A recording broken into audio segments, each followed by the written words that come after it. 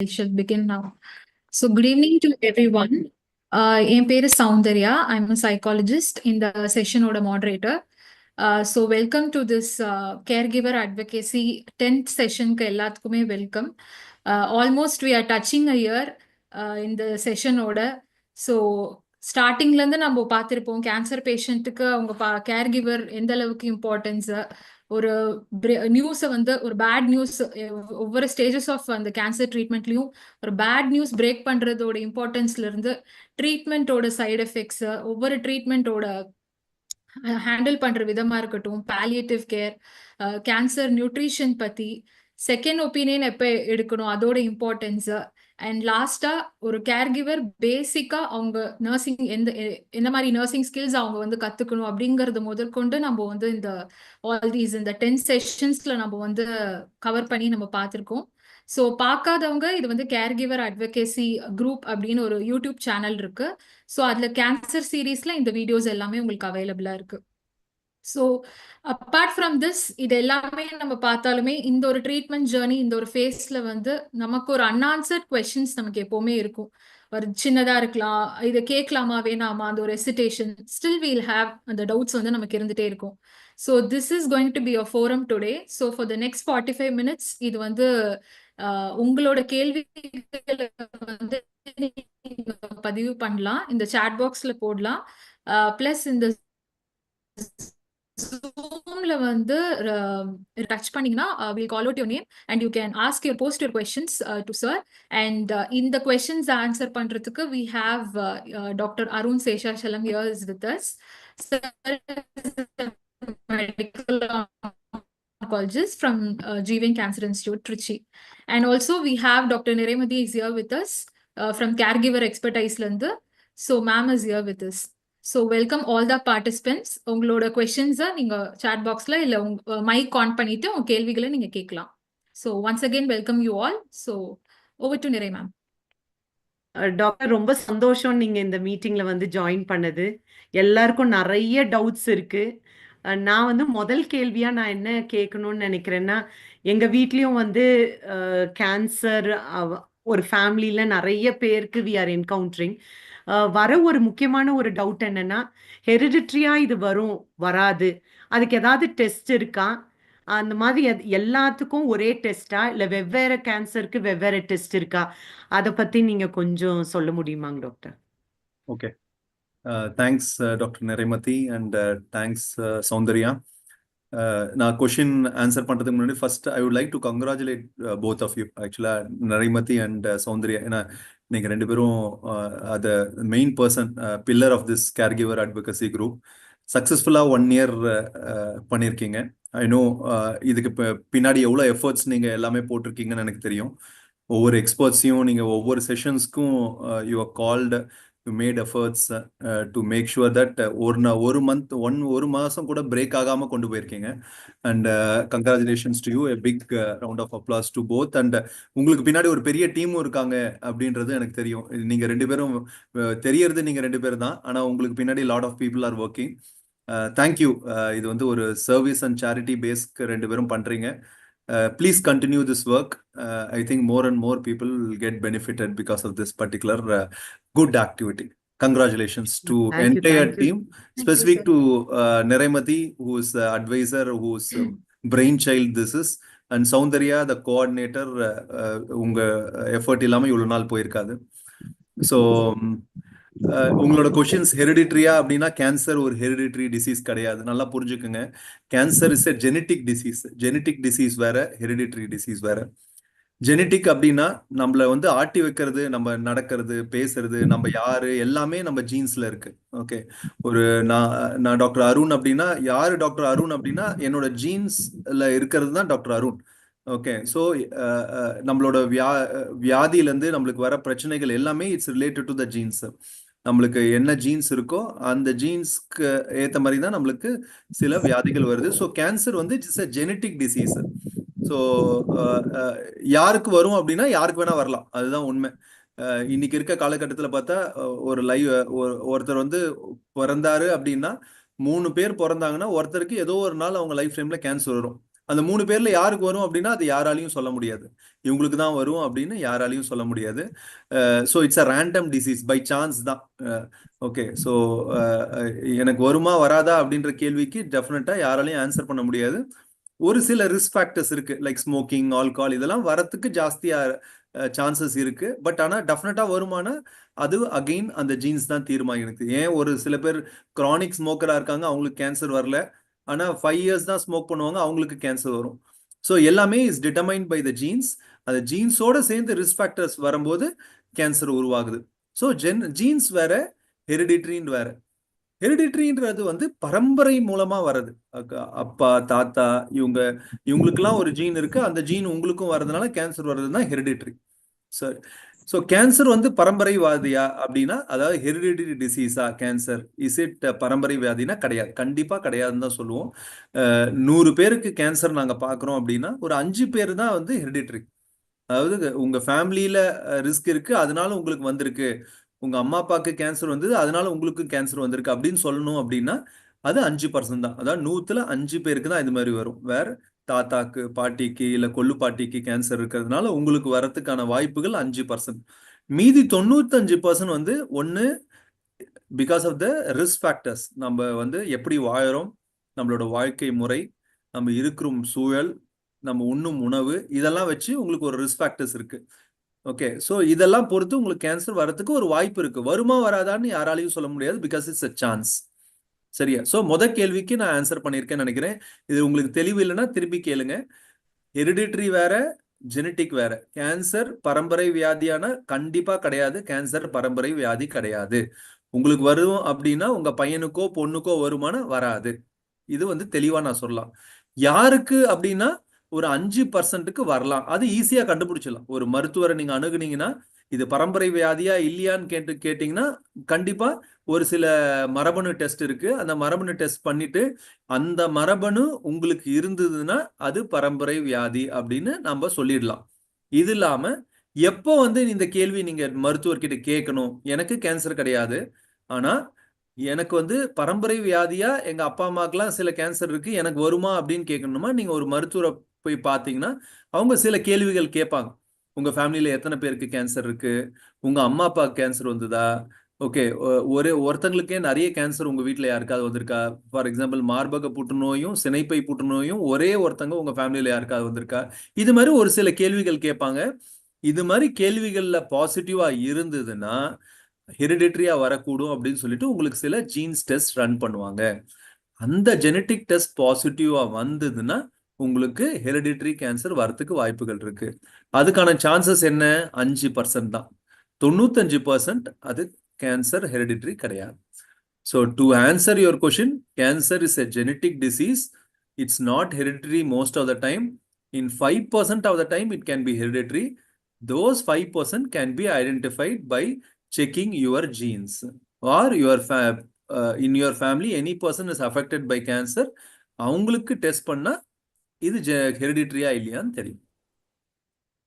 Thank you, doctor. Are there different tests that are there for checking this, doctor?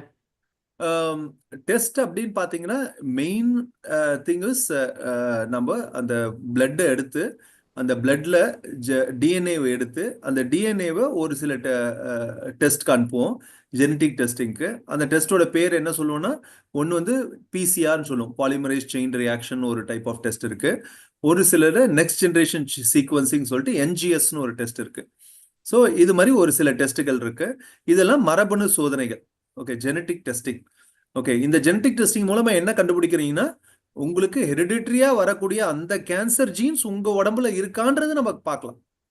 Okay, so அது எப்படி பார்க்குறோம்னா உங்க blood எடுக்கிறோம், உங்க பிளட்ல இருக்க கேன்சர் அணுக்கள் எடுக்கிறோம், கேன்சர் அணுக்களுக்கு உள்ள இருக்க அந்த மரபணுன்ற அந்த டிஎன்ஏ எடுக்கிறோம்.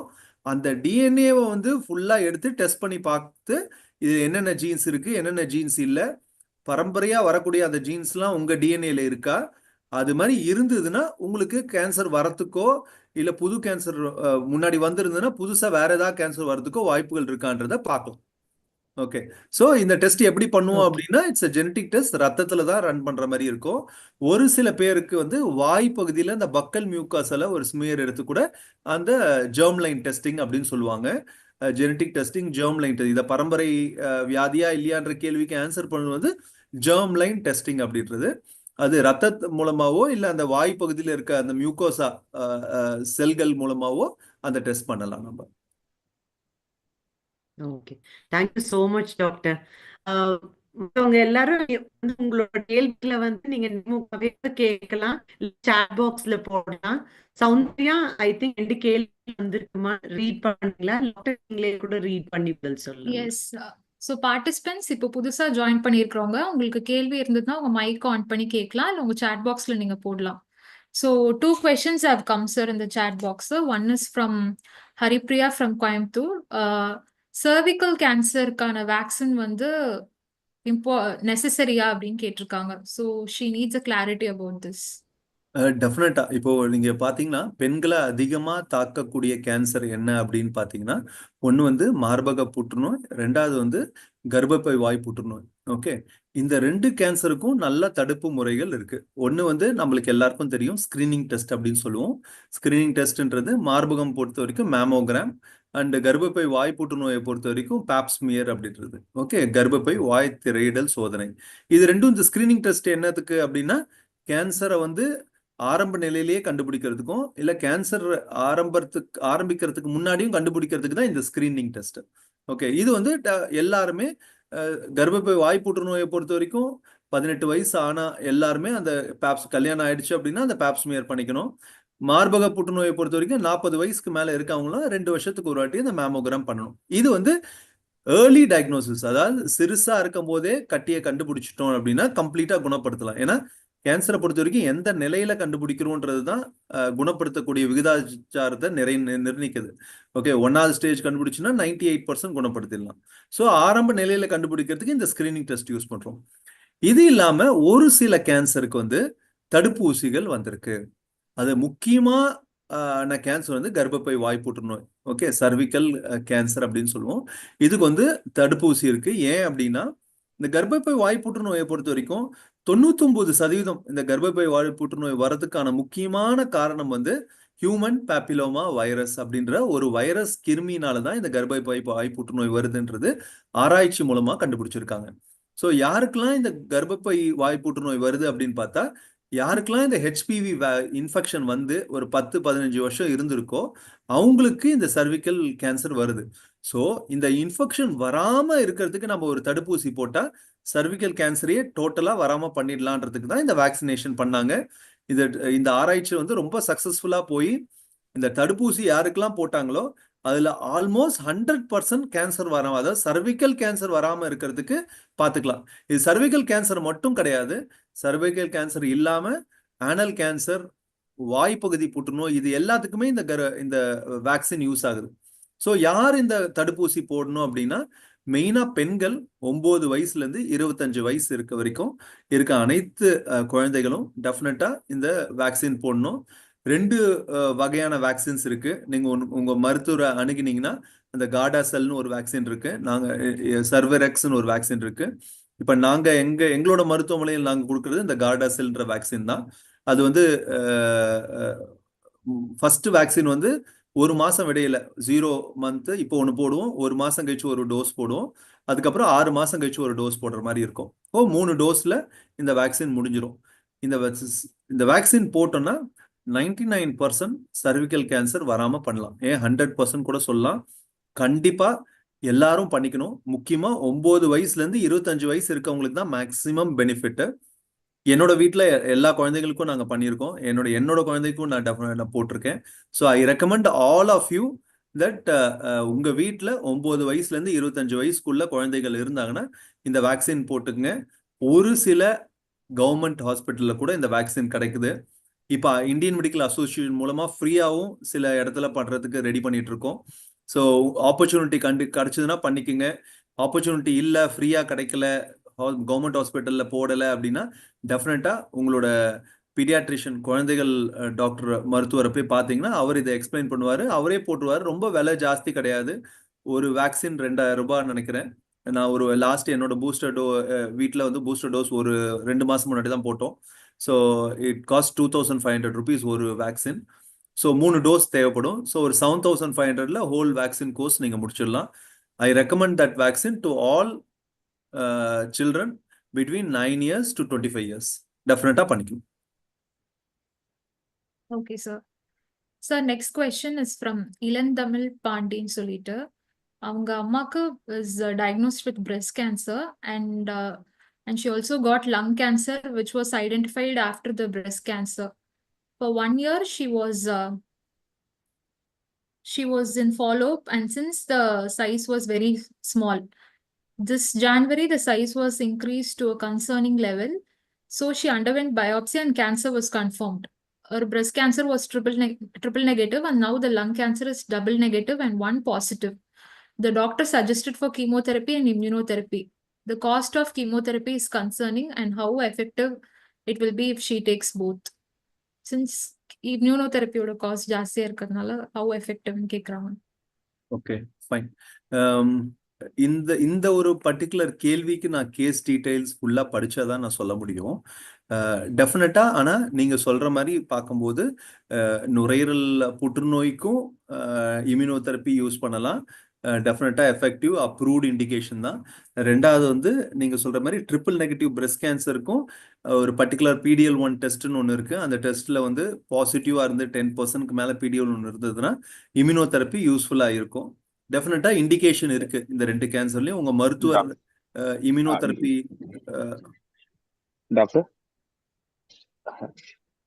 டாக்டர் கேக்குதுங்களா? Yes, sir. டாக்டர், அவங்களுக்கு வந்துட்டு பிரஸ்ட் கேன்சர் ஃபோர்த் ஸ்டேஜ் இருந்தது. ஃபர்ஸ்ட் கீமோ கொடுத்தாங்க, அப்புறம் ஆப்ரேட் பண்ணாங்க, அப்புறம் ரேடியேஷன் கொடுத்தாங்க. ஸோ அந்த ப்ராசஸ்லாம் முடிஞ்சதுக்கு அப்புறம் அவங்க ஃபாலோ அப்ல இருக்கும்போது தான் லங் கேன்சர் ஐடென்டிஃபை ஆச்சு. they didn't identify cancer, some unusual இருக்க மாதிரி இருந்தது. But 1 year later it was confirmed. இப்போ வந்துட்டு அதுதான் வந்துட்டு treatment both chemo and immuno recommend பண்ணியிருக்காங்க. ஸோ ரெண்டும் எடுத்துக்கிறது வந்துட்டு எந்த அளவுக்கு எஃபெக்டிவ்ன்றது. நான் ஆன்சர் பண்ணிட்டு இருந்தேன் பாதியில. Okay, sorry. ஓகே, உங்க கொஸ்டின் படிச்சுட்டு தான். ஸோ டெஃபினட்டா immunotherapy there is an indication. இந்த உங்களோட பர்டிகுலர் கேன்சர் டைப்புக்கு இம்யூனோதெரப்பி ஹெல்ப்ஸ் டெஃபினட்டா.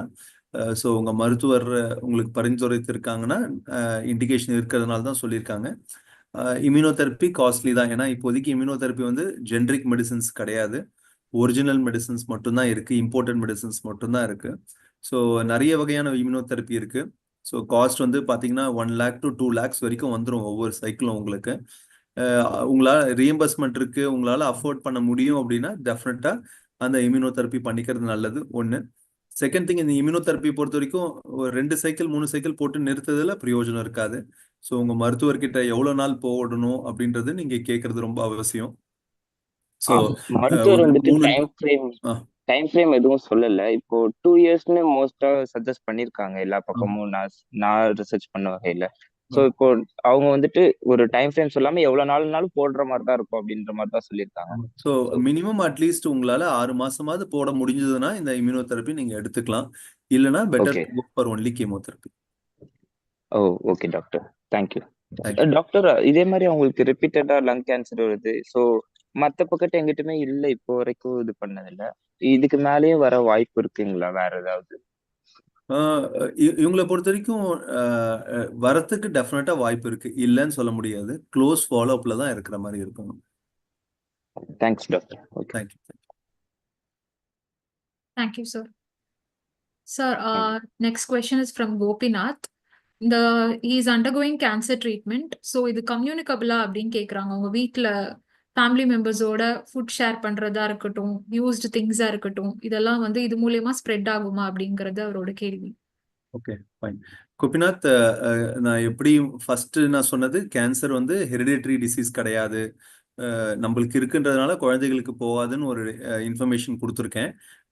ஸோ அது ஃபர்ஸ்ட். செகண்ட் வந்து கம்யூனிக்கல் டிசீஸும் கிடையாது. கேன்சர் வந்து தொட்டாலோ இல்லை பக்கத்தில் இருந்தாலோ இல்லை கூட இருக்க ஒரே பிளேட்ல சாப்பிட்டாலோ அது மாதிரிலாம் பரவுற வியாதியே கிடையாது. ஓகே, ஸோ இது வந்து கேன்சர் வந்து நான் கம்யூனிக்கல் டிசீஸ். ஓகே, ஸோ இது வந்து தொட்டு பக்கத்தில் இருக்கிறதுனால பரவுறதுக்கு வாய்ப்பே கிடையாது. Okay sir, Farhana Rifaya question from, இப்போ சர்விக்கல் கேன்சர் பத்தி நம்ம டிஸ்கஸ் பண்ணோம் இல்லையா, HPV வேக்சின் போடணும். அது 25 ஏஜ்க்குள்ள வரைக்கும் தான் போடணுமா இல்ல 28 29 ஏஜ் இருக்கிறவங்களுக்கு வேக்சின் போடலாமா அப்படின்னு கேட்கலாம். போடலாம். 45 வயசு வரைக்கும் இருக்கவங்க போடலாம் டெஃபினட்டா. பெனிஃபிட் வந்து மேக்ஸிமம் பெனிஃபிட் வந்து 9ல இருந்து 25 வயசு. ஏன்னா அதுக்கு மேல ஜென்ரலா அது ஆல்ரெடி அவங்களுக்கு அந்த இன்ஃபெக்ஷன் வந்திருக்கிறதுக்கு வாய்ப்புகள் இருக்கு. அது இந்த வைரஸ் இன்ஃபெக்ஷன் வராம இருக்கிறதுக்கு கொடுக்கறது தான் இந்த வேக்சின். ஸோ 25 வயசுக்கு மேலனா ஜென்ரலா அந்த இன்ஃபெக்ஷன் ஆட்டோமேட்டிக்கா அவங்களுக்கு ஆல்ரெடி வந்திருக்கலாம். ஒன்ஸ் வந்துருச்சுன்னா அந்த வேக்சின் பலன் கம்மி. பட் ஸ்டில் அப் டு 45 வயசு வரைக்கும் பெனிஃபிட் இருக்கோ இல்லையோ போடுறது தப்பு. போட்டுக்கலாம், அப்ரூவ்டு தான். Next question is from Chitra sir. So what is the total cost involved for treating cancer? காஸ்ட்டை பொறுத்த வரைக்கும் உங்களோட கேன்சர் எங்க ஆரம்பிச்சிருக்கு, எந்த உறுப்புல ஆரம்பிச்சிருக்கு, என்ன ஸ்டேஜ்ல இருக்கு, இதை வச்சுதான் ட்ரீட்மெண்ட் பிளான் பண்ணுவாங்க. ஒரு கேன்சர் ட்ரீட்மெண்ட் வந்து ஒரு மருத்துவர் நிர்ணயிக்கக்கூடியது கிடையாது. ஜென்ரலா ஒரு டியூமர் போர்டுன்னு சொல்லிட்டு மல்டி டிசிப்ளினரி டியூமர் போர்டில் கதிர்வீச்சு சிகிச்சை நிபுணர், chemotherapy medical oncologist, chemotherapy specialist, அறுவை சிகிச்சை நிபுணர் எல்லாம் சேர்ந்து ஒரு ட்ரீட்மெண்ட் பிளான் பண்ணுவாங்க. ஸோ ஒவ்வொரு ட்ரீட்மெண்ட்டும் ஒவ்வொரு தருக்கும் வித்தியாசமாக தான் இருக்கும். ஒரே ட்ரீட்மெண்ட் எல்லாருக்கும் வராது. ஸோ கேன்சர் ட்ரீட்மெண்ட்னா இவ்வளோ காஸ்ட் அப்படின்னு எல்லாத்துக்கும் அப்படின்னு ஜென்ரலைஸ் பண்ணி சொல்றதுக்கு வாய்ப்புகள் கிடையாது. ஸோ ஒவ்வொருத்தருக்கும் அவங்களுக்கு அவங்க கேன்சர் டைப்பு, அவங்க கேன்சரோட வீரியம், அவங்க கேன்சரோட நிலை, அதாவது ஸ்டேஜ், கேன்சர் ஆரம்பிச்ச உறுப்பு, கேன்சர் பரவி இருக்கும் உறுப்பு, இதெல்லாம் வச்சுட்டு ட்ரீட்மெண்ட் பிளான் பண்ணுவாங்க. அந்த ட்ரீட்மெண்ட் பிளானை பொறுத்து தான் காஸ்ட் இருக்கும். ஸோ இதுதான் காஸ்ட் அப்படின்னு சொல்லிட்டு ஒரு அம்பர்லா ஸ்டேட்மெண்ட் என்னால் இதுதான் அப்படின்னு என்னால் சொல்ல முடியாது. டெஃபினட்டா நீங்க உங்க அந்த போர்ட் மீட்டிங் அட்டன் பண்ணியிருப்பீங்க, எல்லா டாக்டரும் சேர்ந்து இருப்பேன். ஸோ அந்த போர்ட் மீட்டிங்ல டோட்டல் என்னென்ன ட்ரீட்மெண்ட் அதுக்கான காஸ்ட்னு டெஃபினட்டா டிஸ்கஸ் பண்ணுவாங்க. உங்களை ட்ரீட் பண்ற டாக்டர் கிட்ட நீங்க கேட்டீங்கன்னா ஒரு ரஃப் எஸ்டிமேட் கொடுக்கறதுக்கு வாய்ப்புகள் இருக்கு. Okay sir. So next is the name holds just name illa Redmi Note and the name. So mouth cancers and colon cancers any symptoms that we have to know? Mouth cancer பொறுத்த வரைக்கும் ஆறா புண் ஒரு வாயில ஆறாம கிட்டத்தட்ட 2 வாரத்துக்கு வரைக்கும் புண் அப்படியே இருக்கு, ஆறவே இல்லை அப்படின்னா அது மவுத் கேன்சர் இருக்கிறதுக்கு வாய்ப்புகள் இருக்கு. ஒண்ணு. ஸோ அது இல்லாம ஸ்மோக்கிங்கோ புகையிலை சம்பந்தமான பழக்கம் இருக்கு, புகையிலை யூஸ் பண்றாங்க, ஸ்மோக்கிங் இருக்கு அப்படின்னா டெஃபினட்டா வாயில என்ன மாற்றம் இருந்தாலும் அது கேன்சரா இருக்கிறதுக்கு வாய்ப்புகள் இருக்கான்னு பார்க்கணும்.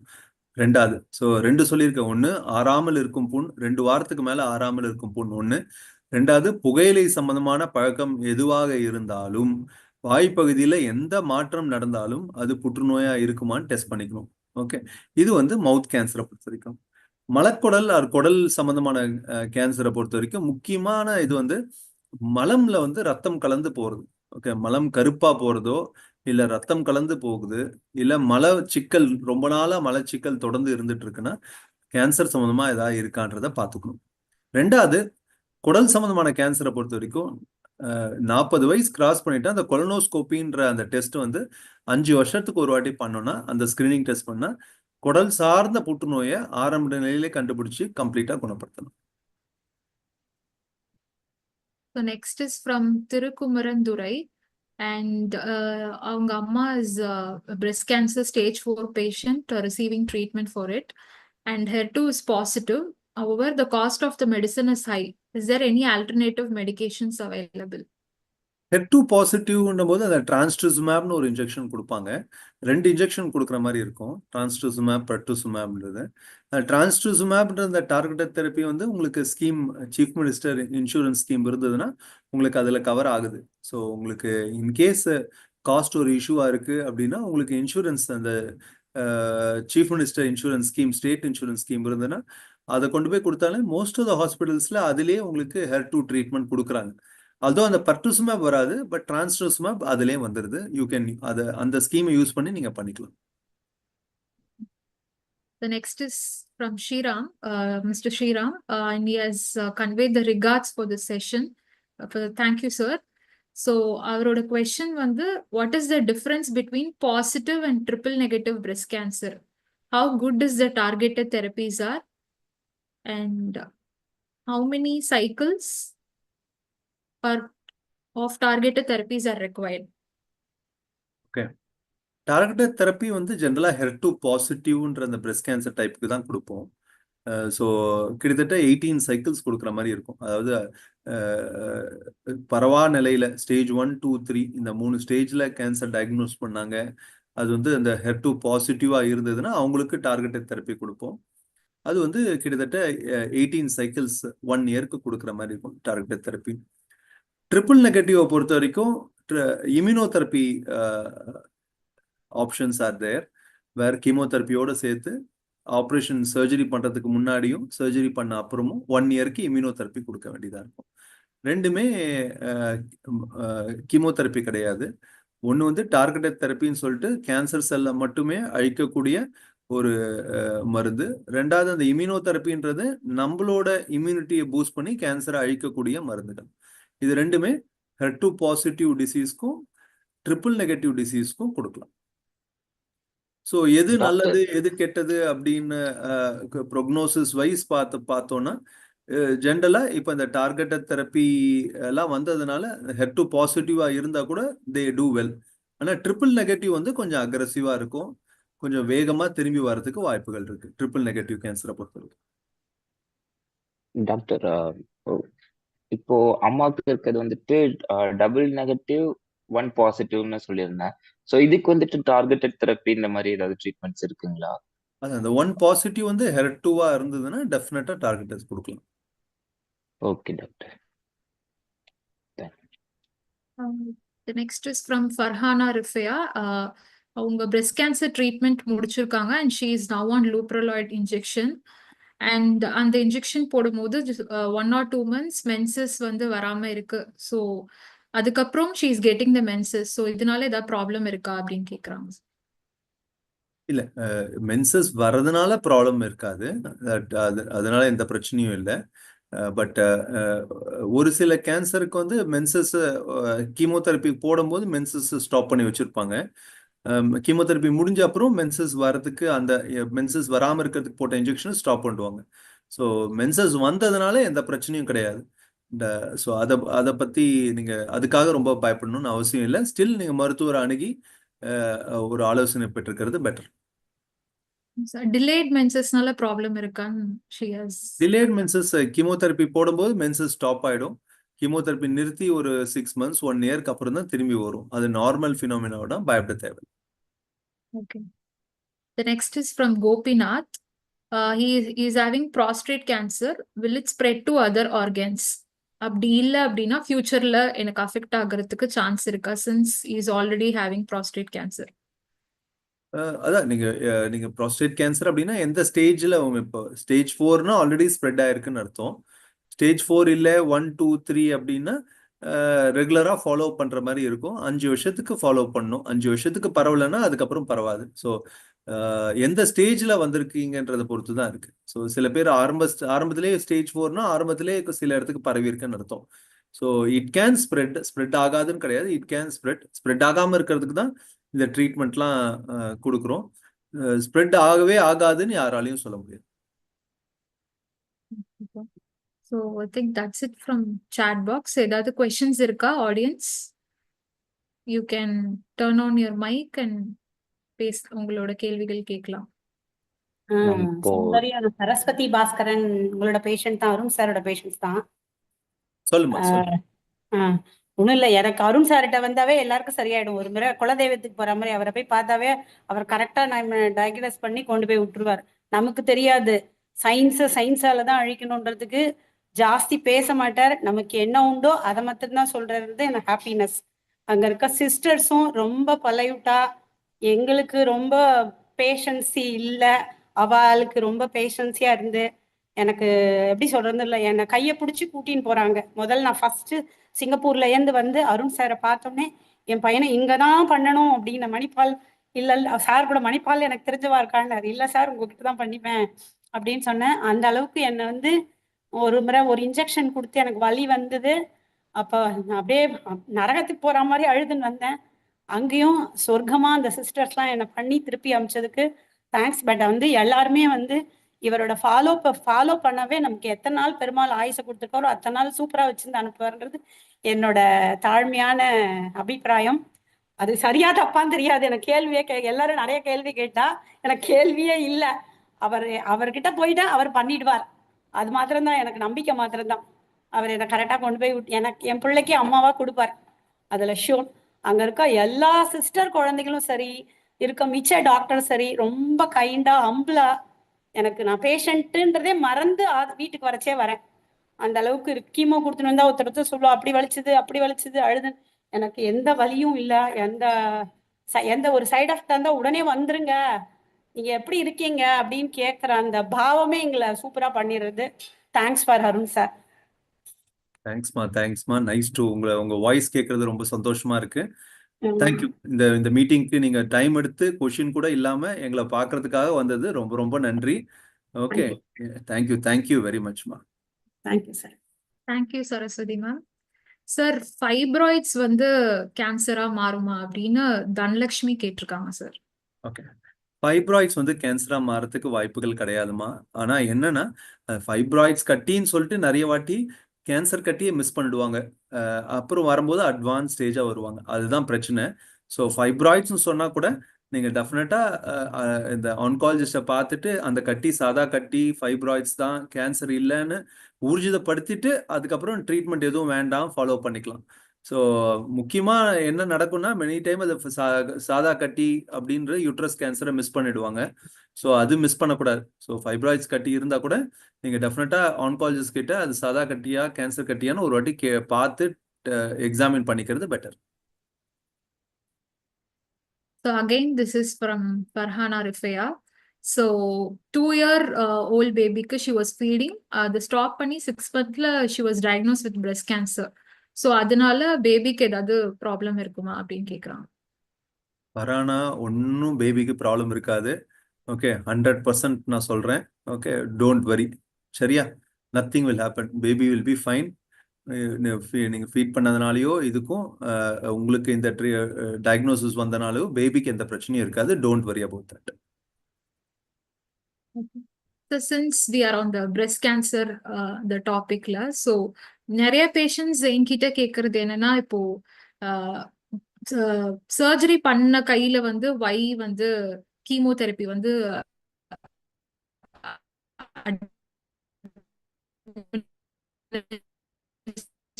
பண்ணக்கூடாது அப்படின்னு கேக்குறாங்க சார். ஓகே, கொஞ்சம் பிரேக் ஆயிடுச்சு. பட் ஐ திங்க் சர்ஜரி பண்ண கையில ஏன் கீமோதெரப்பி கொடுக்கக்கூடாது, இதுதான். என்னன்னா, நம்ம மார்பக புற்றுநோயை பொறுத்த வரைக்கும் மார்பக புற்றுநோயும் கிடையாது. நீங்க எந்த கேன்சர் எடுத்தாலும் முக்கியமா நீங்க என்ன புரிஞ்சுக்கணும் அப்படின்னா, நம்ம வந்து அந்த கட்டியை மட்டும் எடுக்கிறது கிடையாது. அந்த கட்டியும் எடுத்துட்டு அந்த கட்டியை சுத்தி இருக்க அனைத்து திசுகளும் எடுக்கிற மாதிரி இருக்கும். ஓகே, ஸோ ஒரு கேன்சர் அப்படின்னா அந்த கேன்சர் இருக்கிற இடத்த எடுப்பாங்க, அது சுற்றி இருக்கிற நார்மல் கேன்சர் இல்லாத டிஷ்யூயும் எடுப்பாங்க, அது பக்கத்தில் இருக்க அனைத்து நெறிக்கட்டிகளையும் எடுப்பாங்க. ஸோ இந்த மார்பக புற்றுநோயை பொறுத்த வரைக்கும் என்ன ஆகுன்னா, ஃபார் எக்ஸாம்பிள் லெஃப்ட் பிரெஸ்ட் அப்படி அதில் கேன்சர் இருக்கு அப்படின்னா லெஃப்ட் பிரெஸ்ட்ல ஒன்று கட்டி எடுப்பாங்க, இல்லை மார்பகத்தையே எடுத்துருவாங்க. அதை மட்டும் எடுத்துட்டு விட மாட்டாங்க. கேன்சர் அறுவை சிகிச்சையில அதோட போய் அந்த லெஃப்ட் பிரெஸ்ட்ல அந்த ஆக்சில அக்கில் இருக்க கம்ப்ளீட் நெறிக்கட்டியும் எடுத்துருவாங்க. ஸோ என்ன ஆகுது அப்படின்னா, மார்பகம் எடுத்துடுறாங்க, அந்த அக்கில் இருக்க கம்ப்ளீட் நெறிக்கட்டியும் எடுத்துடுறாங்க. ஸோ இப்போ லெஃப்ட் ஹேண்ட்ல சர்ஜரி பண்ணியிருக்காங்கன்னா லெஃப்ட் ஆக்சிலால அக்கில் இருக்க கம்ப்ளீட் நெறிக்கட்டி எடுக்கும்போது என்ன ஆகுது அப்படின்னா, நெறிக்கட்டி அப்படின்றது நிணநீர் கட்டி. ஓகே, உடம்புல வந்து 2 வகையான நீர் லிக்விட் திரவங்கள் இருக்கு. ஒன்று வந்து பிளட் அப்படின்னு சொல்லுவோம். ஓகே, பிளட் தான் வந்து ஆர்டரி வெயின்ஸ்லாம் போகுது. இது இல்லாமல் இன்னொரு லிக்விட் வந்து லிம்ஃபாட்டிக்ஸ் அப்படின்னு சொல்லுவோம். அதனால் நிணநீர். ஓகே, அதுவும் நம்ம உடம்புல எல்லா இடத்துல இருந்து அது வந்து இருதயத்துக்கு தான் போய் சேரணும். ஸோ கைக்கு வந்து இருக்கிற லிம்ஃபாட்டிக்ஸ் நிணநீர் வந்து கை வழியா போய் அந்த ஆக்சிலால, அதாவது அக்கில் இருக்க நெறிக்கட்டிக்கு போய் அங்கிருந்து தான் இருதயத்துக்கு போகுது. ஸோ நம்ம என்ன பண்றாங்க அப்படின்னா, சர்ஜரியும் போது அந்த லிம்ஃப் நோட்ஸ் கேன்சர் பரவி இருக்க கூடுன்றதுனால எல்லா நெறிக்கட்டியும் அந்த ஆக்சிலால இருந்து அக்கில் இருந்து எடுக்கும்போது அந்த கைப்பகுதியில் இருக்க நிணநீர் போறதுக்கு இடம் இருக்காது. ஸோ அது மேல போக முடியல அப்படின்னும் போது அது அப்படியே தேக்கமா மாறி கை வீக்கமா மாறுது. ஸோ கை வீக்கமா மாறும்போது ஓகே, எந்த இடத்துலையும் தேக்கமோ வீக்கமோ இருக்கும்போது அது இன்ஃபெக்ஷன் வரதுக்கு வாய்ப்புகள் இருக்கு. கிருமினால இது ரொம்ப எளிதா அந்த இடம் வந்து தொற்று வருது, அதாவது கிருமி தொற்று வர்றதுக்கு வாய்ப்புகள் இருக்கு. ஸோ எப்போ ஆப்ரேஷன் பண்ணிட்டு கை வீக்கம் இருக்கு, நிணநீர் போறதுக்கு வழி இல்லை, ஆல்ரெடி கை வந்து நார்மல் கையோட கொஞ்சம் பெருசா இருக்கும்போது அந்த இடத்துல ஒரு பிளட் ப்ரெஷரோ ஒரு இன்ஜெக்ஷனோ ஒரு அடியோ பட்டுதுன்னா ரொம்ப வேகமா அந்த இன்ஃபெக்ஷன் பரவறதுக்கு வாய்ப்புகள் இருக்கு. நார்மல் கை இல்லாம ஆப்ரேட் பண்ண கையில நீங்க பண்ணும்போது ரொம்ப வேகமா அந்த இன்ஃபெக்ஷன் பரவிடும், செல்லுலைட்டிஸ் அப்படின்னு சொல்லுவாங்க. ஸோ ஒன்ஸ் அது பரவிடுச்சு அப்படின்னா நிறைய டைம் வந்து அட்மிஷன் போட்டு ஐவி ஆன்டிபயோட்டிக்ஸ் 14 நாள் போட வேண்டியதா இருக்கும். சரி, அதனாலதான் நாங்க வந்து ஆப்ரேட் பண்ண கையில பிபி கூட பார்க்கக்கூடாது அப்படின்னு சொல்லுவோம். ஆப்ரேஷன் எந்த கையில பண்றாங்களோ அந்த இடத்துல பிளட் ப்ரெஷர் கூட பார்க்கக்கூடாது, பிளட் டெஸ்ட் எடுக்கக்கூடாது, கீமோதெரப்பி இன்ஜெக்ஷன்ஸ் போடக்கூடாது. ஏன்னா அந்த இடத்துல இன்ஃபெக்ஷனோ கிருமி தொற்றோ வந்துச்சுன்னா அது வந்து சரி பண்றது ரொம்ப சிரமமா இருக்கும். ஸோ அதனால பிரஸ்ட் எந்த சைடு ஆப்ரேட் பண்ணியிருக்காங்களோ அந்த சைடில் கீமோதெரப்பின்னு இல்லை, எந்த இன்ஜெக்ஷனும் கொடுக்கக்கூடாது. கீமோதெரப்பின்றது இன்ஜெக்ஷன் மூலமா கொடுக்கறதுனால பண்ணக்கூடாது. அதுக்காக மற்ற ட்ரிப்பு போடலாமா, பிளட் டெஸ்ட் எடுக்கலாமா, கிடையாது. எதுவுமே ஆப்ரேட் பண்ண கையில ஷுட் நாட் பி டன். எதா இருந்தாலும் ஆப்போசிட் கையில தான் பண்ண வேண்டியதா இருக்கும். ஓகே சார், இப்போ ஆப்போசிட் கையில பண்ண வேண்டியதா இருக்கும். ஸோ அந்த கையில வந்து இப்போ நிறைய சைக்கிள்ஸ் போகும்போது டிஃபிகல்ட் கேனுவலைசேஷன் ஆகுது. இப்போ அந்த மாதிரி டைம்ல பேஷண்ட்டுக்கு வந்து போர்ட், பிக் லைன், அப்புறம் சிவிசி ஆப்ஷன் நம்ம வந்து தரோம். ஸோ அப்போ அந்த ஃபேஸ்க்கு போகும்போது ஒரு ஹெசிடென்சி இருக்கு பேஷண்ட் கிட்ட. ஸோ இதோட சீரியஸ்னஸ் அவங்க எவ்வளவு புரிஞ்சுக்கணும் சார்? இது சீரியஸ்னஸ் புரிஞ்சுக்கணுமோட எப்படி நம்ம எக்ஸ்பிளைன் பண்றோன்றது தான் இம்பார்ட்டன்ட். இப்போ ஒவ்வொரு பேஷண்ட்டுக்கும் நம்ம வந்து ஒவ்வொரு பேஷண்ட்டும் வித்தியாசம், எல்லாருமே ஒன்றும் கிடையாது. சௌந்தர்யா வந்து வேற, நிறைமதி வேற. ஓகே, ஒரு சில பேருக்கு இதை பண்ணிக்கங்க அப்படின்னு சொன்னா கேட்டுருவாங்க. இப்ப சரஸ்வதி மேடம் சொன்ன மாதிரி அவங்க என்ன சொன்னாலும் கேட்கலாம். ஓகே, நம்ம ஜாஸ்தி பேசணும்னு அவசியம் இல்லை, சொன்னா கேட்டுப்பாங்க. சில பேருக்கு நம்ம நிறைய டைம் ஸ்பெண்ட் பண்ணணும், ஓகே, புரிய வைக்கணும் அவங்களுக்கு. ஸோ இது வந்து அவங்க ஹெசிடன்சி இருக்கு அப்படின்னா, ஏன் ஹெசிடன்சி இருக்கு அப்படின்னா அவங்களுக்கு அது புரியல, அந்த இன்ஃபர்மேஷன் சரியான இன்ஃபர்மேஷன் கிடைக்கல. ஸோ எது சரியான இன்ஃபர்மேஷன் அப்படின்றது ஒவ்வொரு பேஷண்ட்டும் அவங்களுக்கு புரிதலுக்கு ஏற்ற மாதிரி அவங்க அது சரியா தப்பான்னு அவங்க தெரிஞ்சுக்கிறாங்க. ஸோ அவங்களுக்கு புரியற மாதிரி இன்ஃபர்மேஷன் போகணும். புரியல அப்படின்னா ஒன்றும் பொறுமையா கொஞ்சம் கவுன்சிலிங் பண்ண வேண்டியதா இருக்கும். ஒரு சில பேருக்கு சொன்னா போதும், ஒரு சில பேருக்கு படம் போட்டு காமிக்கணும், ஒரு சில பேருக்கு வீடியோ காமிக்கணும், ஒரு சில பேருக்கு இன்னொரு பேஷண்ட் கிட்ட இன்டராக்ட் பண்ண வைக்க வேண்டியதா இருக்கும். ஒரு சில பேர் கேர் கிவர் மீட்டிங், இது மாதிரி மீட்டிங்ல வேற ஒருத்தவங்க போட்டவங்க பேசினாங்கன்னா இவங்க கான்ஃபிடென்ட்டா போட்டுப்பாங்க. ஸோ ஒவ்வொருத்தருக்கும் அவங்களோட தேவைகள் ஒவ்வொரு மாதிரி, எல்லாருமே ஒண்ணு கிடையாது. ஸோ அந்த ஹெசிடன்சி அப்படின்னு அதை ஐடென்டிஃபை பண்ணணும். இவங்களுக்கு இந்த ஹெசிடன்சி இருக்கு அப்படின்னா அவங்களுக்கு மேலும் கொஞ்சம் டைம் ஸ்பெண்ட் பண்ணி ஒன்னும் கொஞ்சம் விளக்கமா சொல்லி, ஒன்னும் தேவைப்பட்டதுன்னா ஒன்னும் படம் போட்டு காமிச்சு, ஒன்னும் வீடியோ காமிச்சு, ஒன்னும் ஒரு பேஷண்ட் கூட இன்டராக்ட் பண்ணி அதுக்கப்புறம் அவங்களுக்கு அந்த கான்ஃபிடன்ஸ் வந்த உடனே அந்த போர்ட்டோ சிவிசியோ போட வேண்டியதா இருக்கும். Okay, sir. Sir, the next is from Ilan Tamil Pandi, and so he says that his mom is always thinking about cancer and watching the videos related to it. She is always concerned about the treatment, whether it is fine or any other treatment should be done. How should we handle? And she also cooks sometimes. Now she is undergoing chemotherapy.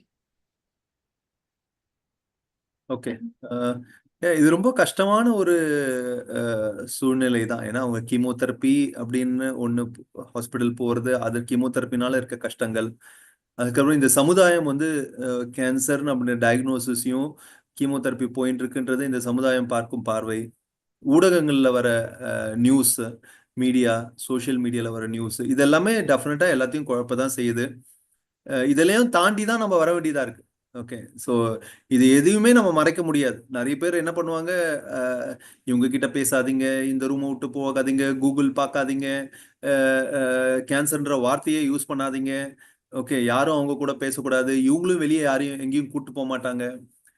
அது வந்து கஷ்டம்தான். என்னைக்காவது ஒரு நாள் நாம் வந்து அதை புரிஞ்சு அதை ஏற்றுக்க வேண்டிய ஒரு நிலையில தான் இருக்கோம். ஓகே, அதை மறைக்கிறதுனாலயோ ஒதுங்கி போறதுனாலயோ நம்ம வந்து அதுல இருந்து மீள்றதுக்கு வாய்ப்புகள் ரொம்ப கம்மி தான். ஸோ ஒவ்வொருத்தருக்கும் ஒவ்வொரு டைம் தேவைப்படும். நான் முன்னாடியே சொன்ன மாதிரி ஒவ்வொரு பேஷண்ட் கிடையாது, ஒவ்வொரு மனுஷனும் டிஃப்ரெண்ட் தான். நான் வேற, நீங்க வேற, சரியா? ஸோ ஒவ்வொருத்தருக்கும் ஒவ்வொரு அந்த டைம் வந்து டிஃப்ரெண்ட்டாக இருக்கும். ஒரு சில பேர் டக்குன்னு அக்செப்ட் பண்ணிடுவாங்க. கேன்சர் வந்துருச்சு, அடுத்த ஸ்டெப் எடுத்துட்டு போகலாம் அப்படின்னு சொல்லிட்டு வேலைக்கு போகிறவங்களும் இருக்காங்க. ஒரு சில பேர் கேன்சர் வந்துருச்சுன்னு சொல்லிட்டு ட்ரீட்மெண்ட் பிளான் ஃபுல்லாக வீட்டிலேயே இருந்து ரெஸ்ட் எடுக்கிறவங்களும் இருக்காங்க. ஸோ ஒவ்வொருத்தருக்கும் அதை அக்செப்ட் பண்ண கூடிய வேண்டிய அந்த டைம் வந்து டிஃப்ரெண்ட்டாக இருக்கும். அந்த அவங்க அக்செப்ட் பண்ணி அதுலேருந்து வெளியே வர வரைக்கும் நாம் அவங்களுக்கு எப்படி சப்போர்ட் கொடுக்குறோம் தான் நம்ம பார்க்க முடியும். ஓகே, நீ இப்படி யோசிக்காத, நீ இதை ஏன் யோசிக்கிற அப்படின்னு சொல்லி அவங்க மைண்டை நம்ம மாற்ற முடியாது. நம்மளால என்ன பண்ண முடியும்? நம்ம பக்கத்தில் இருக்கலாம், கூட இருக்கலாம், ஓகே, சப்போர்ட்டிவாக இருக்கலாம். அவங்க இதுலேருந்து மீள்றதுக்கு என்னென்னலாம் அவங்க எவ்வளோ கஷ்டப்படுறாங்களோ அந்த கஷ்டத்தோட நாமளும் பகிர்ந்துக்கலாம். இதுதான் நம்ம பண்ண முடியும். இது இல்லாமல் சில டைம் இல்லை many times counselling, psychologist meet பண்ணி கவுன்சிலிங் செஷன் அட்டன் பண்ணுறது. சில இப்போ டாக்டர் சௌந்தர்யாவே பார்த்தீங்கன்னா நிறைய குரூப் தெரப்பி செஷன்ஸ்லாம் பண்ணுறாங்க. அதெல்லாம் ரொம்ப எஃபெக்டிவாக இருக்குது என்னை பொறுத்த வரைக்கும். வேற சிமிலர் பேஷண்ட்ஸ் அதே ட்ரீட்மெண்ட் எடுத்துகிட்டு இருக்க ஒரு 5 பேர் 6 பேர் ஒன்றா சேர்ந்து ட்ரீட்மெண்ட் பண்ணுறதுக்கு முன்னாடி அவங்களோட ப்ராப்ளம்ஸை டிஸ்கஸ் பண்ணுறது, ஒருத்தவங்க அவங்களோட ப்ராப்ளமை எப்படி அவங்க எதிர்கொண்டாங்க, எப்படி மீண்டாங்கன்னு அவங்க ஸ்டோரி அவங்க ஷேர் பண்ணுறது, இதெல்லாம் டெஃபினட்டாக இட் ஹெல்ப்ஸ். உங்கள் அம்மாவுக்கும் அது மாதிரி ஒரு சூழ்நிலையோ அதுக்கு மாதிரி ஒரு ஆப்பர்ச்சுனிட்டி கிடைச்சதுன்னா டெஃபினட்டாக உங்கள் சப்போர்ட் இல்லாமல் சைக்காலஜிஸ்ட் அண்ட் மற்ற patient support also will help. இதையும் தாண்டி சம்டைம்ஸ் சைக்காட்ரிஸ்டை மீட் பண்ணி சில மெடிசன்ஸ் வந்து will help patients to overcome these mental health problems. Okay, cancer அப்படின்றது உடல் ரீதியான ஒரு பிரச்சனை மட்டும் கிடையாது. It's not physical, it's a physical, mental, emotional, financial problem. Okay, so அது வந்து வெறும் உடம்புல இருக்க ஒரு பிரச்சனைன்னு மட்டும் நம்ம ஒதுக்கி தள்ளிட்டு போயிட்டு இருக்க முடியாது. அது உடம்பு ஃபிசிக்கல் ப்ராப்ளம் மட்டும் கிடையாது. It is a mental problem also, it is a social problem, it's a family problem, it's a financial problem. Okay, so இதுக்கு எல்லாத்துக்கும் டெஃபினட்டாக ஒரு நல்ல ஒரு சப்போர்ட்டிவ் என்விரான்மெண்ட் உருவாக்கணும். அந்த சப்போர்ட்டிவ் என்விரான்மெண்ட் வந்து ஃபேமிலி சைட்லேயும், ஹாஸ்பிட்டலில் இருக்க சைக்காலஜிஸ்ட், டாக்டர்ஸ், நர்சஸ் சைட்லேயும், plus government support, sometimes experts like psychologist and psychiatrist support also will be required. Very true, sir. So Thank Chitra you so has much, doctor. yes. So Chitra அவங்க hands raise பண்ணியிருக்காங்க. So நீங்க உங்க கேள்வி கேட்கலாம் ma'am. Chitra Rangarajan, நான் உங்ககிட்ட தான் இப்போ ட்ரீட்மெண்ட்டுக்கு இருக்கேங்க. இன்னைக்கு கூட கீமோ கொடுத்துட்டு தான் வந்திருக்கேன். எனக்கு வந்து கோலன் கேன்சர், அந்த இடத்த ஆப்ரேஷன் பண்ணி அந்த கட்டியை எடுத்துட்டா. ஆனால் இன்னும் மேலே எல்லா இடத்துலையும் பரவி இருக்குங்கிறதும், அந்த எப்படி மெயின் கேன்சர், பிரைமரி கேன்சர் எப்படி இருக்கும் அதே வேகத்தில் தான் எல்லா இடத்துலையும் பரவி இருக்கிறதும் அதே வேகம் இருக்குமா? அது மாதிரி பரவுறதும் சரி, இல்லை இதுவும் இல்லை அதை விட இது கம்மியாக இருக்குமா? இந்த இதுக்கு இப்போ எனக்கு வந்து ஹீமோவும் கொடுக்குறாங்க, தெரப்பியும் கொடுக்குறாங்க. அதனால அதோட இது குறைஞ்சிருக்குமா, இல்லை அதோட அதுவும் அதே லெவலில் தான் ஃபாஸ்ட்டாக இருக்குமா? அது ஒன்று. அப்புறம் எனக்கு போர்ட் வச்சிருக்கா என்னோட வலது கையில். அந்த கையில் தான் எனக்கு கீமோ எல்லாமே போடுது. ஆனால் அதே கையில் தான் நான் இன்ஜெக்ஷன் பண்ணிப்பேன். அதோட இதெல்லாம் ப்ரெஷர் எல்லாமே செக் பண்ணுவோம் அதே கையில் தான். அதே மாதிரி இன்ஜெக்ஷன் இடுப்புல போடுறதும் நான் அந்த ரைட் ஹேண்ட் சைடு தான் போட்டுக்கிறேன். அதெல்லாம் இது பண்ணின இதுலேயே இந்த போட்டு வச்ச சைட்லேயே பண்ணிக்கலாமா? தப்பு ஒன்றும் இது இல்லையே. ஓகே ஓகே சித்ராமா, நீங்க 3 கொஸ்டின் கேட்டீங்க. ஃபர்ஸ்ட் கொஸ்டின் வந்து எஸ், கட்டியை வந்து ஏன்னா கட்டி கொஞ்சம் அடப்பு இருந்ததுனால கட்டியை எடுத்துட்டாங்க. ஸோ மீதி இருக்க கட்டி எந்த அளவுக்கு கரையும் அப்படின்றது இப்போ 3 மாதம் இன்ஜெக்ஷன்ஸ் போட்டு ஸ்கேன் பண்ணி பார்ப்போம். ஸோ அதில் தான் நம்மளுக்கு எக்ஸாக்டாக எந்த அளவுக்கு ரெஸ்பான்ஸ் இருக்குது அப்படின்றது தெரியும்.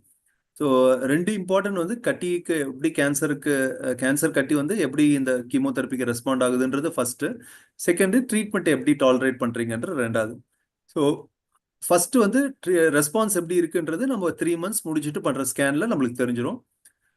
ட்ரீட்மெண்ட் எப்படி நீங்கள் டாலரேட் பண்ணுறீங்கன்னா டெஃபினட்டாக யூஆர் டாலரேட்டிங் வெல். உங்களுக்கு ட்ரீட்மெண்ட் டோஸ் எல்லாமே ஆஸ் பர் த ப்ரோட்டோகால் தான் போயிட்டு இருக்கு. ஸோ சில பேர் வந்து ட்ரீட்மெண்ட்டில் சைட் எஃபெக்ட்ஸ் ஜாஸ்தி இருக்கனால டோஸ் கம்மி பண்ணுற மாதிரி இருக்கும்.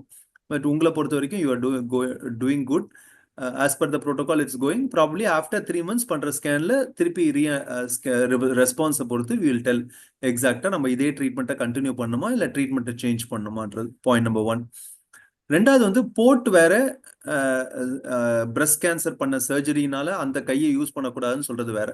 போர்ட்ல வந்து நம்ம நிணநீரோ இல்ல நெறிக்கட்டியோ எதுவுமே எடுக்கிறது இல்லை. போர்ட்டுன்றது ஒரு சின்ன டிவைஸ். அது வந்து நம்ம உள்ள பாடி உள்ள வச்சுட்டு அதை வந்து ரத்த நாளங்களோட கனெக்ட் பண்ணிடுறோம். ஸோ அதனால அந்த கையோ அந்த சைடோ யூஸ் பண்ணக்கூடாதுன்ற மாதிரி எந்த ஒரு ப்ராப்ளமும் இருக்காது. டெஃபினட்டா போட்டு எந்த சைடு யூஸ் பண்றீங்க அந்த சைடு திரும்பி படுக்கலாம், அந்த சைடில் இன்ஜெக்ஷன்ஸ்க்கு எடுத்துக்கலாம், எல்லாமே பண்ணலாம்.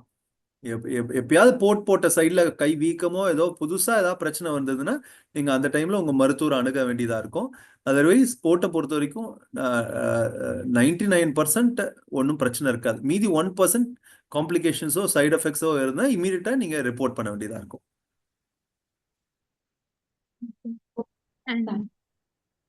ட்ரீட்மெண்ட்டு சரஸ்வதி மேடம் சொன்ன மாதிரி தான் எங்களுக்கு. எனக்கு வீட்லேயும் நல்ல ஃபுல் சப்போர்ட்டும் இருக்கு.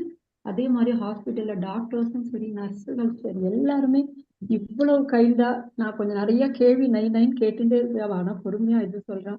நிஜமாலே ஜிவிஎல்ல ரொம்ப நல்லா எனக்கு ட்ரீட்மெண்ட் நடந்துட்டு இருக்கு. எனக்கு எல்லாமே இதுவாக இருந்துருக்கு. அதே மாதிரி நான் வந்து வீட்டுக்குள்ளார தான் இருக்கேன். ஏன்னா எனக்கு எதுவும் ப்ராப்ளமும் இல்லை. ஆனால் மற்றபடி வெளியில் போய் வாக்கிங் எக்ஸசைஸ் அது மாதிரி பண்ணுறதுக்கு பதிலாக நான் என்னுடைய சின்ன சின்ன வீட்டு ஒர்க்கெல்லாம் ஹவுஸ் ஒர்க்லாம் நான் பண்ணிட்டு இருக்கேன். என்னால் பண்ண முடியறது. நானும் என் ஹஸ்பண்டு மட்டும் இருக்கிறதுனால நாங்கள் பண்ணிட்டு இருக்கேன். அதனால இந்த போர்ட்டுக்கும் அதுக்கும் ஒன்றும் பிரச்சனை வராது. நான் அந்த ரைட் ஹேண்ட் சைடால ஓரளவு ஒரு 30 to 50% நான் கொஞ்சம் ஒர்க் பண்ணுறேன். பண்ணலாமா? அதனால எந்த ப்ராப்ளமும் வராது. ஒரே ஆன்சர் தான், பண்ணலாம். நார்மல் எல்லா ஆக்டிவிட்டிஸ் முன்னாடி என்ன பண்ணீங்களோ எல்லாமே பண்ணலாம். இன்னொரு கொஸ்டின் சார். எனக்கு ஆப்ரேஷன் ஆகி இன்னைக்கு ஒரு 75 days ஆயிடுச்சு. இது வரைக்கும் நான் இன்னும் கீழே உட்காரக்கூடாது, டாய்லெட் ரெஸ்ட்ரூம் டாய்லெட் இதெல்லாம் தான் யூஸ் பண்ணிட்டு இருக்கணும்னு சொல்லியிருக்காங்க. நான் இனிமேல் இப்போ நார்மலாக இருக்கு, நான் கீழே உட்காரலாமா இல்லை இதே மாதிரி சேர்லையோ சோஃபா கட்டில தான் உட்காரணுமா? 75 days ஆயிடுச்சுன்னா பெயின் எதுவும் இல்லை அப்படின்னா டெஃபினட்டா நீங்க கீழே உட்காந்து எழுந்துக்கிறதுலாம் ஒன்றும் பிரச்சனை இல்லை. வெயிட் தூக்குறதை மட்டும் கொஞ்சம் அவாய்ட் பண்ணுங்க.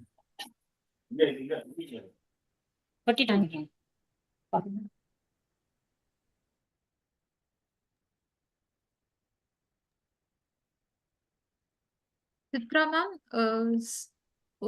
உங்களுக்கு ஆன்சர்ஸ் கிடைச்சதா? இதுவா இருந்து ரொம்ப சரியா இதுவா இருந்து அதுக்கு தான் கேட்டிருந்தேன். எக்ஸசைஸ்ன்னு போயிட்டு வெளியில பண்றதுக்கு நான் ஆத்துலயே எல்லாம் பண்ணலாமா வீட்லயேன்னு அவங்க அதான் சொல்லிட்டாங்க. ரொம்ப okay ma'am, thank you for your question. Thank you சித்ராமா. Thank you very much. திருப்பதி மலைய மாதிரி இருக்கு எங்களுக்கு. நீங்க தான் எங்களுக்கு பாதுகாத்து நீங்க பண்ணிட்டு இருக்கீங்க. இதே மாதிரி எங்களுக்கு பண்ணி கொடுத்து எப்படியாவது இதுல இருந்து வழி விட்டு உங்க பேருக்கு ஏற்ற மாதிரி நீங்க எங்களை காப்பாத்திட்டு இருக்கு. அவ்வளவுதான். இதுக்கு பேர எங்களுக்கு சொல்றதுக்கு வரணும் வார்த்தை இல்லை. டெஃபினட்டா we will do our best. பயப்படாதீங்க, பாத்துக்கலாம். ரொம்ப சந்தோஷம். சேஷாச்சலம் அப்படின்னு சொன்னா நாங்க மலையை தான் இது பண்ணுவோம். திருப்பதி மலை திருமலை தான். அதனால எங்களுக்கு அது ரியலா என்னுடைய ரொம்ப எனக்கு ஜாஸ்தி கடவுள் பக்தி. அதுக்கு அடுத்தது டாக்டர் உங்கள்கிட்ட எல்லாமே ரொம்ப நல்லா இருக்கு. பெஸ்ட் ட்ரீட்மெண்ட், பெஸ்ட் எல்லாமே. Thank you ma'am. Thank you. So audience, we have another 5 to 10 more minutes. So உங்களோட questions நீங்க கேளுங்க. So sir, this is from Farhana Rafia. tablet follow upல இருக்கிறவங்க pregnant ஆகலாமா அப்படின்னு கேட்டிருக்காங்க சார்.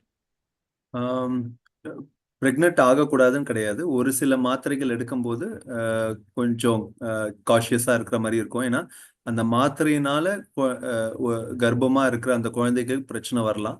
ஸோ எல்லா மாத்திரைகளும் நம்ம எடுக்கிற மாத்திரை ப்ரெக்னன்சி மூடு எடுக்கிற மாத்திரைகள் எல்லாம் சேஃப்னு சொல்ல முடியாது.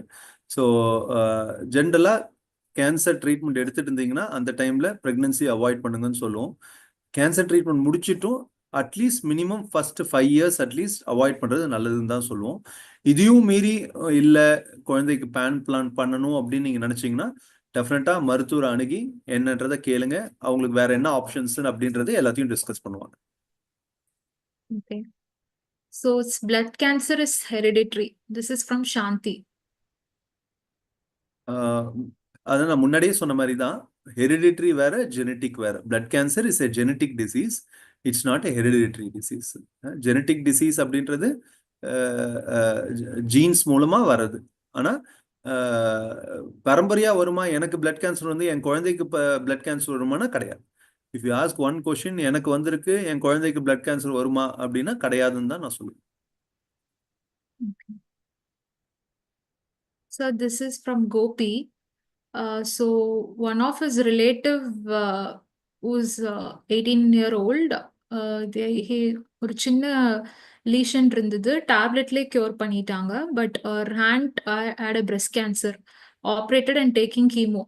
So are there any chance for that 18-year-old girl to get, to take care of any frequent checkups ஏதாவது நெசசரி இருக்கான்னு கேட்டிருக்காங்க சார்.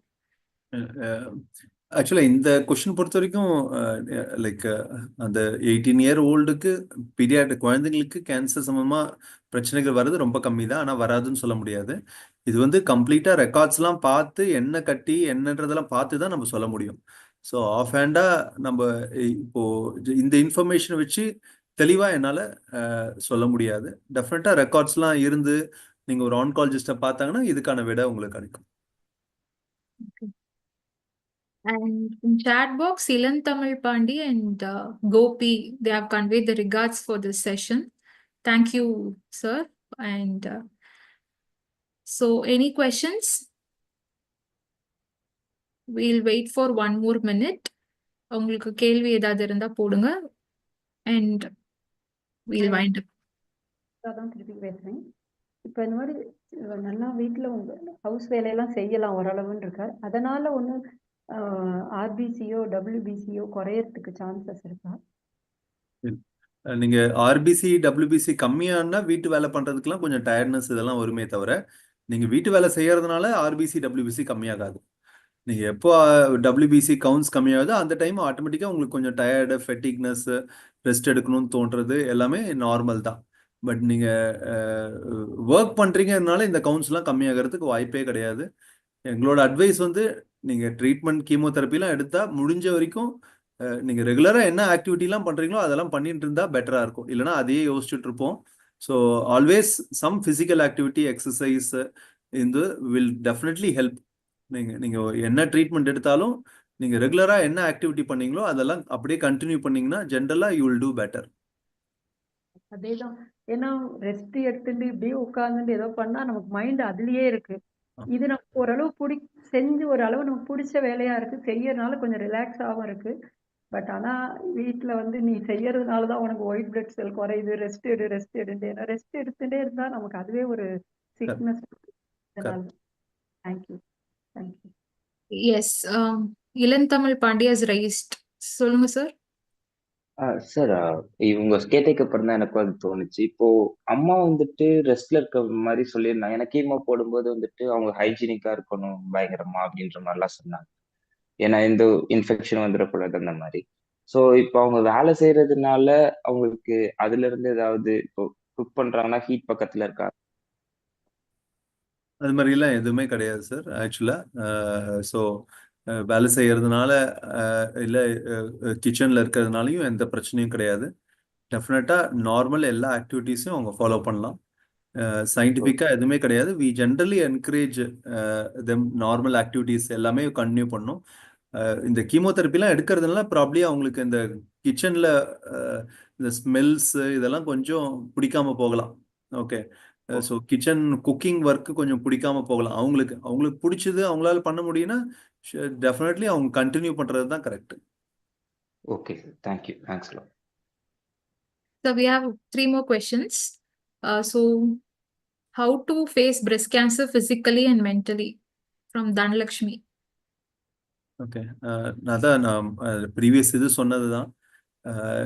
நம்ம சில இதெல்லாம் வந்து இப்படி தான் ஃபேஸ் பண்ணணும்னு யாராலையும் சொல்ல முடியாது. அனுபவிச்சவங்களுக்கு தான் தெரியும். பட் நான் அனுபவிக்கலன்றத கூட இருந்து பார்த்துருக்கேன். என் ஃபேமிலி மெம்பர்ஸும் some of affected close members and 15 வருஷமாக பார்த்துட்டு இருக்கோம். இது ஒரு டிஃபிகல்ட்டான ஒரு தருணம் தான். டெஃபினட்டாக முக்கியம் வந்து ஒவ்வொருத்தரும் எப்படி ஃபேஸ் பண்ணுறாங்கன்றது அவங்கவுங்களோட எமோஷ்னல் கெப்பாசிட்டி பொறுத்து இருக்கு. சில பேர் ரொம்ப ஈஸியாக எடுத்துக்கிறாங்க, சில பேர் ரொம்ப கஷ்டப்படுறாங்க. பட் நான் பார்த்த வரைக்கும் என்ன அப்படின்னா,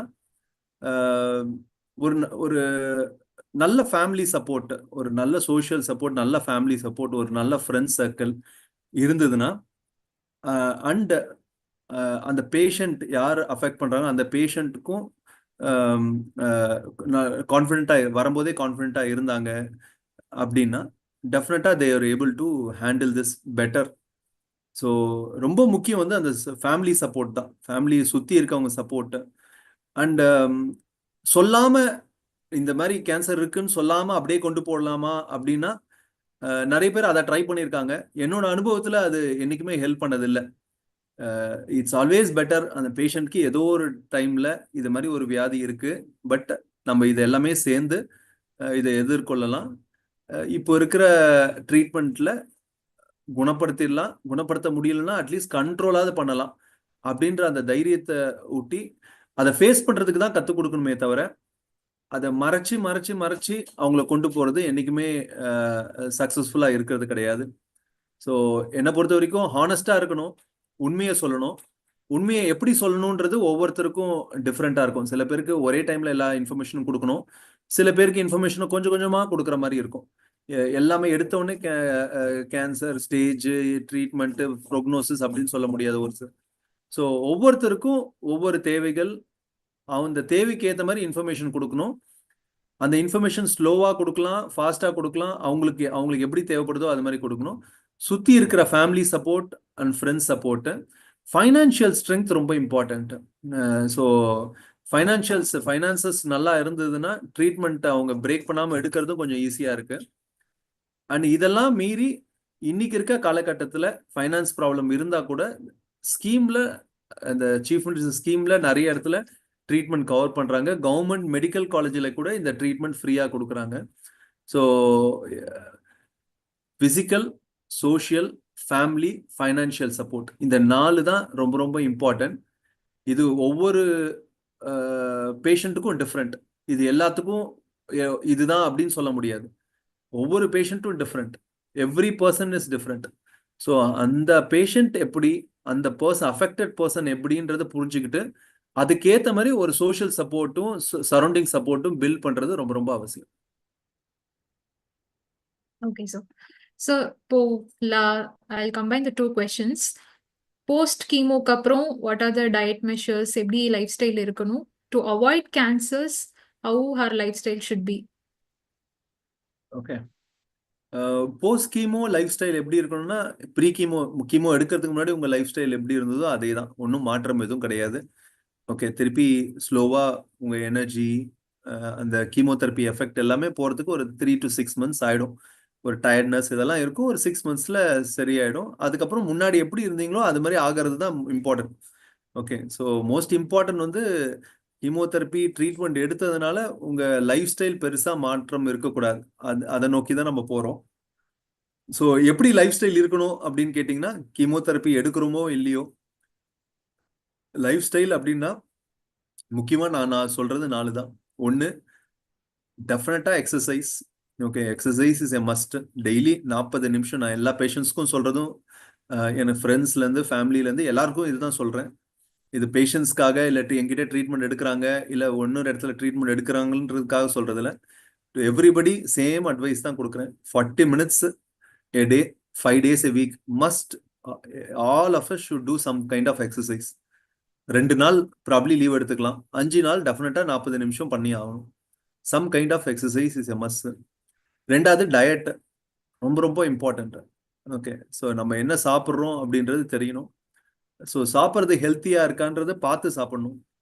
3வது வந்து தூக்கம். இது வந்து நம்ம ரொம்ப ரொம்ப அண்டர் எஸ்டிமேட் பண்ணுறது இந்த தூக்கம் தான். டெஃபினட்டாக 7 to 8 hours sleep is a must. Okay, நல்ல இன்ஃபேக்ட் எக்ஸசைஸ் டயட்டோட ரொம்ப முக்கியம். நான் ஸ்லீப்பை தான் சொல்வேன். ஸ்லீப் வந்து at least 7 to 8 hours is very very important for all of us. 4வது உங்கள் ஹெல்த் செக்கப்பை அப்ராப்ரேட்டாக பண்ணிக்கணும். எவ்ரி டைம் உங்களை டேட்ஸு, ஹெல்த் செக்கப்ஸு இது எல்லாமே ஆஸ் பர் த ஷெட்யூல் போகணும். ஒன்ஸ் ட்ரீட்மெண்ட் முடிச்சிட்டிங்கன்னா உங்களுக்கு ஒவ்வொரு வாட்டியும் 3 மாதத்துக்கு ஒரு வாட்டி வரணும், 6 மாதத்துக்கு ஒரு வாட்டி வரும், 1 வருஷத்துக்கு வரணும். 2 வருஷம் முடிச்சிட்டிங்கன்னா இயர்லி வந்தால் போதும் அப்படின்னு சொல்லுவாங்க. ஸோ அந்தந்த ஷெட்யூல், அந்தந்த ப்ரோட்டோகால்ஸை கரெக்டாக ஃபாலோ பண்ணணும். அண்ட் கேன்சர் ட்ரீட்மெண்ட் முடிச்சிட்டிங்கன்னா எவ்ரி இயர் சில ஸ்கேன்ஸோ பிளட் டெஸ்ட்டோ எடுக்க சொல்லுவாங்க. ஏன்னா சில ட்ரீட்மெண்ட்டோட லேட் சைடு எஃபெக்ட்ஸ் வரலாம். கீமோதெரப்பியோ சரி, ரேடியேஷனோ சரி, சில லேட் சைடு எஃபெக்ட்ஸ் இருக்கலாம். ஸோ அந்த லேட் சைடு எஃபெக்ட்ஸ்லாம் ஏதாவது இருக்கான்னு பார்க்கறதுக்கு நம்ம வந்து அந்த ஹெல்த் செக்அப்ஸ் ரெகுலராக பண்ண வேண்டியது அவசியம். ஸோ திஸ் இஸ் வாட் நீங்கள் ட்ரீட்மெண்ட் எடுத்தாலும் எடுக்கலனாலும் இதுதான் என்னோட அட்வைஸாக இருக்கும். Okay.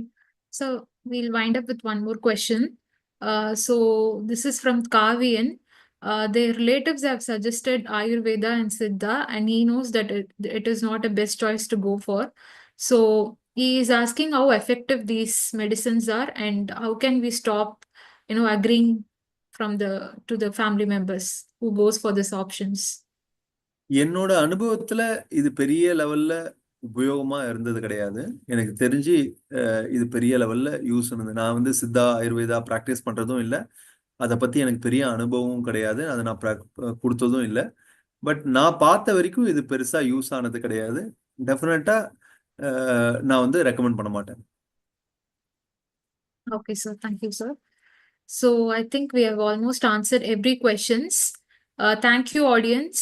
எல்லாமே ரொம்ப என்கேஜிங்கா கொஸ்டின்ஸ் கேட்டு நீங்க கேள்வி கேட்டதுக்கு. சார், இந்த மந்த் வந்து வேர்ல்ட் நோ டொபாக்கோ டே நம்ம அட்ரஸ் பண்றோம், May 31st, அதாவது உலக புகையிலை எதிர்ப்பு தினம். ஸோ இதை முன்னிட்டு ஒரு few messages from you sir. Okay, புகையிலையை பொறுத்த வரைக்கும் என்ன புரிஞ்சுக்கணும்னா 90% நுரையீரல் புற்றுநோய் வர்றதுக்கு காரணம் புகையிலை தான். In fact 50% of all cancers are because of smoking. So இந்த ஸ்மோக்கிங், இந்த புகையிலை சம்பந்தமான பழக்கத்தை ஒழிச்சாலே நம்ம உலகத்தில் பார்த்தா ஒரு 50% கேன்சர் இன்சிடென்ஸை கம்மி பண்ணிக்கலாம். மீதி 50% தான் இருக்கும், அதை நம்ம ஈஸியாக டேக்கிள் பண்ணலாம். ஸோ அந்த அளவுக்கு புகையிலையினால தாக்கம் இருக்கு.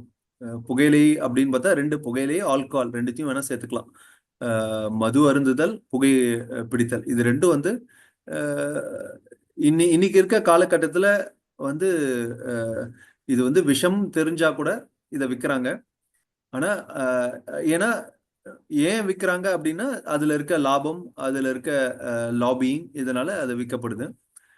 ஸோ அவங்க விற்கும் போதும் நாம் வாங்காம, நம்ம சுற்றி இருக்கவங்க வாங்காம விழிப்புணர்வாக இருக்கிறது தான் ரொம்ப ரொம்ப முக்கியம். ஸோ இந்த மே மாதத்தில் நான் சொல்லிக்கிறது ஒன்று தான், உங்களை சுற்றி இருக்கவங்களோ இல்லை உங்கள் கூட இருக்கவங்களோ புகையிலை சம்பந்தமாவோ இல்லை மது சம்பந்தமான பழக்கத்துக்கு அடிக்டாக இருந்தாங்கன்னா அவங்கள அரவணைங்க, அவங்களுக்கு ஹெல்ப் பண்ணுங்க, அவங்கள கவுன்சிலிங் சென்டர் கூப்பிட்டு போங்க. முடிஞ்ச வரைக்கும் அந்த புகையிலேருந்து அவங்களை மீள்றதுக்கு உங்களால் என்னென்ன முயற்சி பண்ண முடியுமோ எல்லாம் பண்ணுங்க. Thank you Soundarya. Thank you so much, sir, for answering every questions. So audience, உங்களுக்கு உங்களோட questions எல்லாமே அட்ரஸ் ஆயிருக்கும்னு நினைக்கிறேன். So thank you so much. உங்களுக்கு மீண்டும் இதை பற்றின ஏதாவது கேள்வி அந்த மாதிரி இருந்தால் எங்களோட சாட் பாக்ஸில் வந்து எங்களோட மெயில் ஐடி போடுறோம். Please contact in that mail ID. Thank you so much for attending. Thank you all. Thank you sir. Thank you Soundarya. Thank you very much. Thank you Nerimathi. Thank you all participants. Thank you. Thank you sir. Thank you. Thank you Soundarya. Thank you.